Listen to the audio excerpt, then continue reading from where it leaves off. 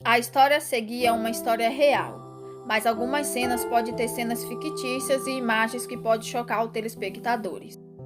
1º de outubro de 1985. Arleta, subúrbio da periferia de Los Angeles, onde Michelle Ávila, de 17 anos, cresceu. Nice para todos os que a conheciam. A sua mãe a descreve como uma garota incrível, muito divertida e que sempre tinha um sorriso no rosto.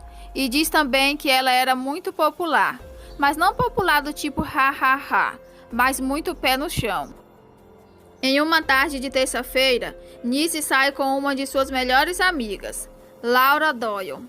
Ela promete à sua mãe estar de volta para o jantar às 18 horas. Às 18 horas da tarde, sua mãe atende o telefone. É Laura perguntando se Nice já tinha voltado para casa. Laura diz que ela e Nice tinham ido para o Parque Stonehenge para se encontrar com alguns amigos. Nice saiu do carro e começou a conversar com uns rapazes que estavam num Camaro azul. Laura não conhecia os rapazes, mas achou que eram amigos de Nice. Então, sem sair do carro, ela decidiu ir abastecer e falou para Nice. E Nice lhe falou que ficaria ali esperando. Quando ela voltou, Nice não estava lá, nem o Camaro azul. Então ela achou que os rapazes com quem Nice falava tinham levado ela até a sua casa. Então ela foi embora. Mas Nice não foi para casa e nem ligou. A mãe de Nice ligou para todos os amigos dela, mas ninguém sabia notícias dela. Como não tinham celular, eles ligavam em telefones fixos e batia de porta em porta, mas nada. Ao amanhecer, sua mãe já estava em pânico e ligou para a polícia. Os investigadores tentaram obter de Laura detalhes específicos sobre os rapazes com quem Nice falou.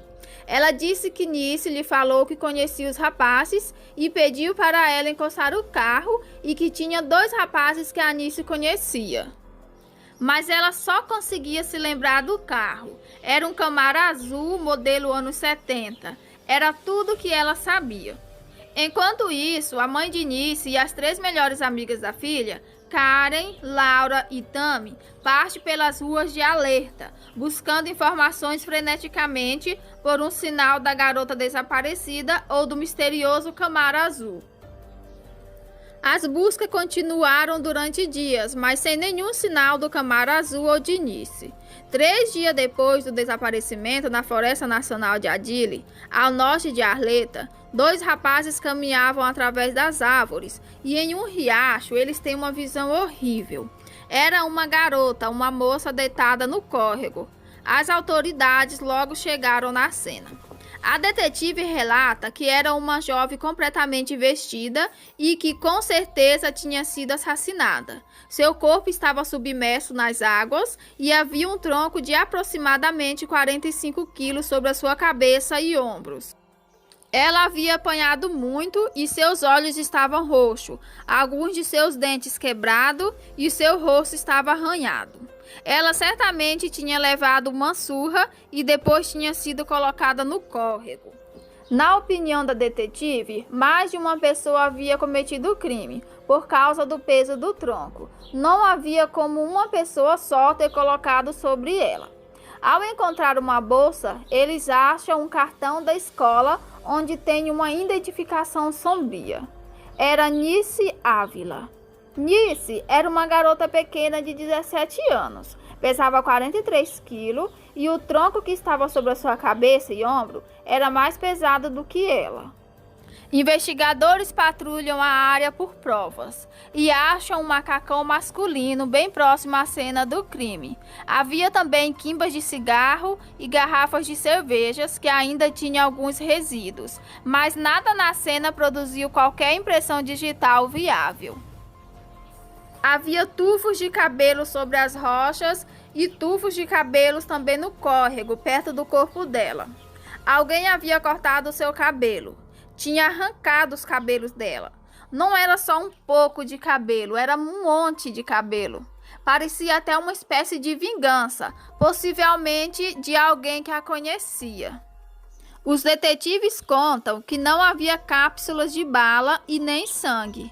E o fato dela ainda ter joias, o crime não teria sido motivado por roubo. E a autópsia concluiu que Nice foi morta em algum momento entre as 17 e as 19 horas, algumas horas depois que ela desapareceu na terça-feira à tarde. Não havia evidências de agressão sexual e não havia drogas nem álcool detectado em seu corpo. Eles detectaram que a causa da morte foi afogamento. Ela morreu afogada em apenas 20 centímetros de água. O modo da morte foi homicídio. Quem matou Nice fez isso com tanta brutalidade que apontava para uma conclusão. Era bem provável que fosse alguém que a conhecia intimamente. E uma pessoa encaixa-se nesse perfil perfeitamente, seu novo namorado, Jeff Zabka. Eles se tornaram namorados há menos de uma semana. Ele era uma espécie de bad boy. Estava envolvido com drogas, álcool e armas de fogo. Era um rapaz da pesada. Nessa mesma noite em que Nice desapareceu, ela tinha planos de sair com Jeff. Os investigadores pressionaram Jeff a explicar onde ele estava entre as 17 e as 19 horas daquela terça-feira. Ele disse que tinha conversado com ela mais cedo e marcado para jantar, para comemorar o aniversário dele, mas pediu para um amigo dele tentar entrar em contato com ela porque ela não havia aparecido para o jantar. Fica claro que Jeff não está abalado com o assassinato da namorada. E quando questionado se ele matou Nice, ele disse que não. Ele não fez nada para demonstrar que estava chateado com isso, nem fez qualquer esforço para tentar encontrá-la. Nenhuma das coisas que você espere que um namorado fizesse. Quando os investigadores o pressionam ainda mais, Jeff revela um possível motivo para o seu comportamento insensível. Sua história de um jantar planejado com Nice foi inventada. Uma mentira para encobrir o que realmente aconteceu naquela noite. Ele ia comemorar o seu aniversário, mas a festa aconteceria em um dos seus lugares preferidos, na Floresta Nacional Andile, onde Nice foi morta. A polícia já sabia, através de alguns amigos de Nice, de um incidente perigoso envolvendo Jeff. Uma semana antes de Nice desaparecer, ela e Jeff foram abordados por dois rapazes. Um deles tinha uma arma. Os homens armados tinham contas a acertar com Jeff. Primeiro, eles disseram que iria levar Nice e Jeff. De acordo com Jeff, ele foi capaz de dissuadi-los de não levar Nice. Todo esse relato dos amigos de Nice não foi contado por Jeff à polícia, o tornando assim o principal suspeito. Até que ele relutantemente vem às claras com um álibi convincente. Jeff estava festejando na floresta com um amigo e não com Nice. Com efeito de álcool e cocaína, o amigo de Jeff bateu o carro em um barranco.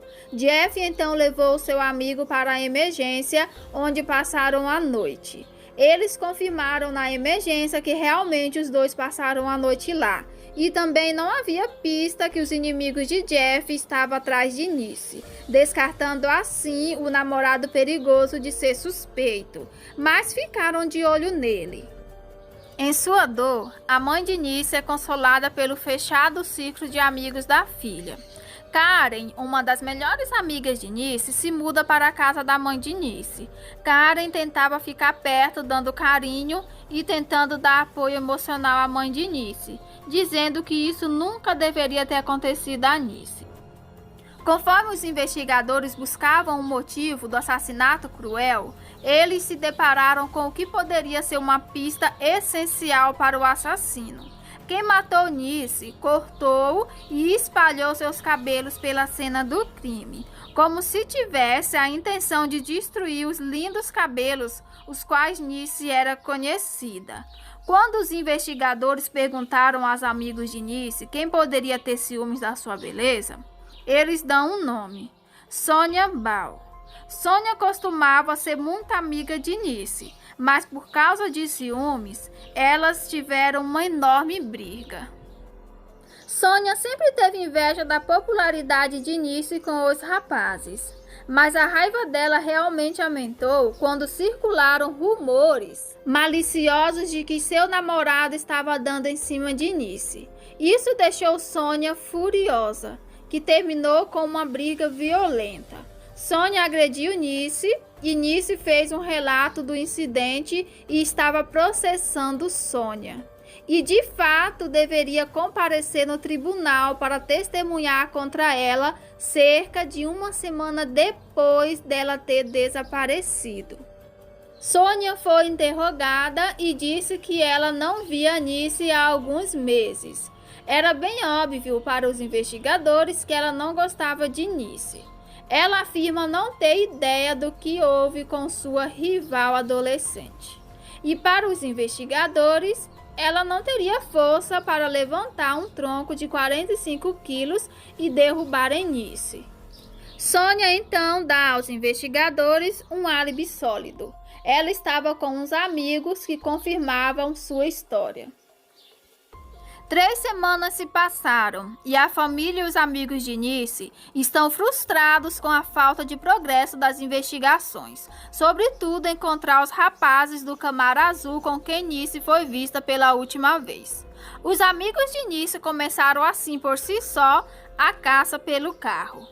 As pessoas de Camaro Azul não estavam mais seguras naquele vale. E com essa perseguição, um grupo de rapazes foi arrancado de seus carros e espancados. E eles não tinham nada a ver com isso. Estava apenas na hora errada, no lugar errado, num Camaro Azul. Finalmente, a polícia recebe a pista que todos esperavam. Um Camaro Azul foi localizado com 2 rapazes dentro. No interrogatório, os rapazes são forçados a admitir que conheciam Nice, mas eles insistiram em que nunca viram ou falaram com ela no dia em que ela morreu. Trouxeram assim Laura ao distrito e pediram para ela dar uma olhada nos rapazes, mas ela não pôde identificá-los. E quando checaram os álibis dos adolescentes, eram sólidos. Estava com amigos que confirmaram e isso significou o fim da caça ao Camaro Azul. E assim os investigadores voltaram às investigações para o ciclo de amizades de Nice. E havia uma pessoa que se destacava entre os amigos mais próximos de Nice, Jade Nissa, de 17 anos. Era um cara de boa aparência e personalidade agradável. Havia muitos meninos atrás de Nice naquele verão, e Jade era um deles. Ao longo dos anos, Jade havia desenvolvido uma paixão secreta por Nice. O interesse dele virou obsessão. Ele era alguém obcecado por Nice e ela o considerava assustador e rejeitou assim suas investidas. Ele começou a namorar a melhor amiga de Nice, Karen, mas os familiarizados com a situação disse que Nice permaneceu seu verdadeiro objeto de fixação. O caso entre Jade e Karen não demorou muito tempo. Quando o corpo de Nice, de 17 anos, foi encontrado na Floresta Nacional, ficou claro que ela tinha sofrido um ataque selvagem de alguém e um frenesí de raiva. O mais provável é que fosse alguém que ela conhecia. Os amigos e familiares de Nice estão determinados a trazer o assassino à justiça. E agora, a melhor amiga de Nice, Karen, poderia ter a resposta. Karen estava tentando descobrir quem matou Nice, então ela tinha em mente que Jade era estranho e não deixava Nice em paz, que ele talvez fosse o responsável por sua morte. Jade era apenas um estudante mediano comum, trabalhava em carros em uma oficina e nunca teve problemas com a polícia, mas os amigos inconformados de Nice não seriam enganados por sua aparência tranquila. Em uma reunião para homenagear a vida de Nice, alguns desses amigos canalizaram sua vingança e pegaram Jade de surpresa. Eles bateram muito em Jade e ele apenas dizia: não fui eu a amava, eu não faria isso com ela. Ele foi hospitalizado, não morreu, mas chegou perto. Logo após ser atacado, Jade deixou Arleta. Mas à medida que os investigadores tentam identificar as evidências sólidas ligando a morte de Nice, acabam de mãos vazias. Acabou que Jade não tinha qualquer envolvimento com o assassinato. E um dos amigos de Nice acabou sendo julgado e condenado por ter o agredido. Como as investigações ficaram estagnadas, a mãe de Nice e Karen, a melhor amiga de Nice, realizam suas próprias investigações. As duas têm sido inseparáveis desde que Karen se mudou para a casa da mãe de Nice. Um ano se passou após o assassinato, e Karen e a mãe de Nice vão até a polícia com uma boa pista. É Laura Doyle. Ela está pronta para confessar um segredo há muito escondido. Ela disse que deixou Nice em uma igreja no dia em que ela desapareceu. Ela disse que a história dos rapazes e do Camaro Azul era uma mentira.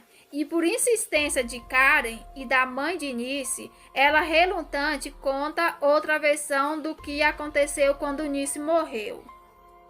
Ela disse que Nice tinha contraído uma dívida de valor alto com algumas pessoas para a compra de narcóticos e que ela deixou Nice em um estacionamento numa igreja em Los Angeles para que ela encontrasse com essa pessoa a quem ela devia dinheiro. E em seguida ela deixou Nice lá, então ela voltou para casa achando que o traficante, depois que Nice pagasse o que lhe devia, a levaria para casa. Laura disse que escondeu essas informações porque estava tentando proteger a mãe de Nice e proteger também a reputação de Nice. Então ela tinha inventado a história do Camaro Azul. Laura não conseguia lembrar de nomes, descrição e nenhum detalhe que pudesse realmente usar para construir qualquer tipo de sequências de eventos. Com essa falha de Laura de contar a verdade desde o início, desperdiçou tempo e recursos que poderia ter salvado a vida de Nice. Durante as investigações, constatou-se que Laura abusava de cocaína e usava álcool. Os investigadores não tinham nada contra Laura, a não ser hipótese, e não havia meio de provar nada. Não havia provas forenses, nem DNA, nada que pudesse levar ao assassino. O mistério do que houve com Nice continuava a assombrar sua família e amigos. Em 27 de julho de 1988, 3 anos após a morte de Nice, surge uma pista dramática que ninguém teria previsto. Uma testemunha surpresa está pronta para dividir um segredo que ela guardava desde o dia em que Nice foi assassinada. A jovem chamada Elise entra em uma delegacia de polícia em Los Angeles. Elise era uma das amigas de escola de Nice, mas deixou Arleta logo após o assassinato. Ela disse aos investigadores que sabia exatamente quem matou Nice. Ela disse que a única razão de ter dado essas informações foi porque seu irmão havia cometido suicídio. Ela podia imaginar como a mãe de Nice se sentia por ter perdido uma filha. Em uma tarde quente de outono, Elise tinha ido à floresta com Nice e 2 amigas. Em uma clareira perto de um riacho, Elise assistiu horrorizada como Nice foi atacada, espancada e quase morta, e teve seu cabelo arrancado e cortado de sua cabeça. Elise saiu correndo da cena e ouviu um grito de gemido de gelar o sangue e ecoar através das árvores. Era o grito final de Nice, conforme foi afogada e esmagada por um tronco de 45 quilos. Por 3 anos, Elise guardou seu segredo atormentada pelo medo e pela culpa. Ela sabia que ninguém poderia sequer imaginar que o assassinato de Nice foi cuidadosamente planejado, executado por 2 pessoas muito próximas a ela. Amigas de infância que havia crescido lado a lado. Karen Severson e Laura Doyle. Foi tudo uma armadilha. Karen foi a mentora de tudo. Laura tinha a faca e começou a cortar parte dos cabelos de Nice. Depois de matar Nice, Karen e Laura desempenharam perfeitamente o papel de amigas em lutos. Karen era a amiga modelo, um alicerce para a família devastada de Nice, até se mudando para a casa deles para lhe proporcionar um conforto. Karen estava além de qualquer suspeita. Ela era parte da família. Fazia tudo juntos à procura de quem tinha feito aquilo com Nice. Os investigadores convidam Karen e Laura para irem ao distrito separadamente, mas certificando-se de que chegassem ao mesmo tempo. Eles deixam as adolescentes sozinhas por mais ou menos 1 hora. No momento em que os investigadores retornam e confrontam Karen com o que sabe, ela aponta o dedo rapidamente para Laura. E previsivelmente, Laura tenta transferir a culpa para Karen. Ao final do interrogatório, ambas são presas e acusadas de assassinato. Elas nunca realmente disseram "eu sinto muito", "eu não queria fazer isso", ou até mesmo caíram em pranto, ou qualquer coisa do gênero. As duas eram realmente muito frias. A notícia da traição quebra a mãe de Nice. Ela recebeu a assassina da sua filha em sua casa. A aceitou como uma membro da família. Alimentou-a, a amou, dirigindo com ela por horas incontáveis para tentar achar o assassino de Nice. E todo aquele tempo ela estava ali, bem debaixo do seu nariz, vivendo em sua casa e dormindo no quarto de Nice. Como você pode absorver alguma coisa assim? A traição final. Laura e Karen mataram Nice porque eram extremamente invejosas. Nice era popular com os rapazes e elas não. E isso foi o único motivo para assassiná-la. Não queria ter ela mais por perto. No dia do assassinato, Laura combinou de pegar Nice depois da escola sob o pretexto de ir ao parque. E Nice não fazia nem ideia de que estava em perigo. Elas levaram 45 minutos até a Floresta Nacional, onde se encontraram com Karen e Elise. Foi quando Karen continuou com o resto do plano, encenando assim uma briga falsa com Laura para poder pegar Nice desprevenida. Rapidamente, Karen e Laura acabaram com a farsa e se viraram contra Nice e a fez ir para a área de trilha. Bateram nela, torturaram, cortaram o cabelo dela e Elise não fez nada para ajudar Nice. Karen correu para uma reunião de família e Laura voltou para casa e ligou para a mãe de Nice fingindo estar preocupada, inventando assim a farsa da história do Camaro Azul. E Elise jurou segredo ou sofreria as consequências. Os investigadores também descobriram que Karen havia espalhado notícias ruins sobre Nice, em um ataque deliberado de destruir a reputação de Nice. Uma vez que o corpo de Nice for encontrado, ela convenceu a todos os seus amigos que ela sabia de quem era o verdadeiro assassino. Ela acusou seu ex-namorado, Jade, que se atreveu a amar Nice mais do que a ela. Durante o espancamento, um dos amigos escutaram uma voz dizendo: "Mata ele, acaba com ele." Era a voz de Karen. Quando soube que Karen e Laura foi acusada de matar a garota de quem ele amava, Jade retorna para testemunhar contra elas no julgamento. Ele descreveu de como Karen tinha ciúmes de Nice e contou também de como Karen fez para que o namorado de Laura o espancasse. E ele então saiu do estado porque era muito perigoso. Em 8 de janeiro de 1990, o caso foi finalmente a julgamento e ambas são condenadas. Mas as jovens assassinas têm uma última chance. Em vez delas pegarem homicídio qualificado, elas pegaram homicídio simples, que significa que a sentença era de 15 a perpétua. Acreditam que essas duas garotas se safaram porque elas eram umas ótimas mentirosas. E ninguém podia acreditar que duas garotas podiam fazer algo tão cruel e frio. Por sua vez, a família de Nice e seus amigos finalmente obteram a verdade que buscaram por tanto tempo. Mas nada pôde aliviar a angústia de ter Nice assassinada tão jovem e tão brutalmente. As duas adolescentes que no acesso de inveja conspiraram para matar Nice Ávila acabaram sentenciadas à pena mínima de prisão antes de serem libertadas. Karen Severson obteve liberdade incondicional em dezembro de 2011 e Laura Doyon obteve liberdade condicional em dezembro de 2012. Elas continuam livres hoje. Em memória de Michele Ávila.